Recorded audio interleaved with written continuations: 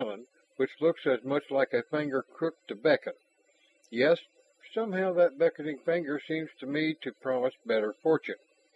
Shall we plan it so?" Some of that tight look was gone from Ash's face, and Ross relaxed. This was what Gordon needed. Not to be sitting in here going over maps, reports, reworking over and over their scant leads.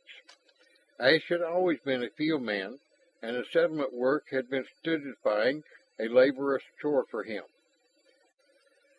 When Karawa had gone, Ross dropped down on the bunk against the side wall. "What did happen here, do you think?" Half was real interest in the mystery they had mulled over and over since he had landed on Avakaki, which diverged so greatly from the maps, the other half a desire to keep Ash thinking on a subject removed from immediate worries. An atomic war? Could be their old radiation traces, but these aliens had, I'm sure, progressed beyond atomics. Suppose, just suppose, they could tamper with the weather, with the balance of the planet's crust. We don't know the extent of their powers, how they would use them. They had a colony here once, or there would have been no guide tape, and that is all we are sure of. Suppose, Ross rolled over on his stomach, pillowed his head on his arms, we could uncover some of that knowledge. The twitch was back at Ash's lips. That's the risk we have to run now. Risk?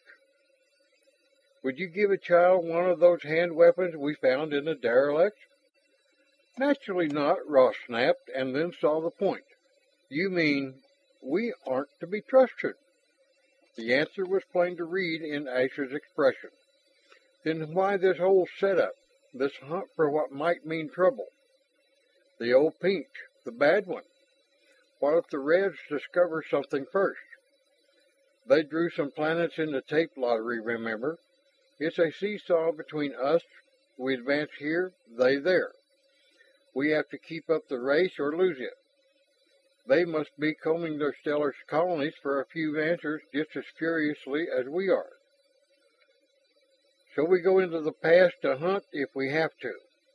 Well, I think I could do without answers such as the Baldies would know, but I will admit that I would like to know what did happen here 2, 5, 10,000 years ago. Ash stood up and stretched. For the first time he smiled. Do you know, I rather like the idea of fishing off Karawa's beckoning finger. Maybe she's right about that changing our luck.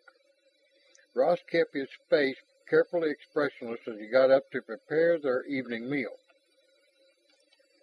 This concludes Chapter 1.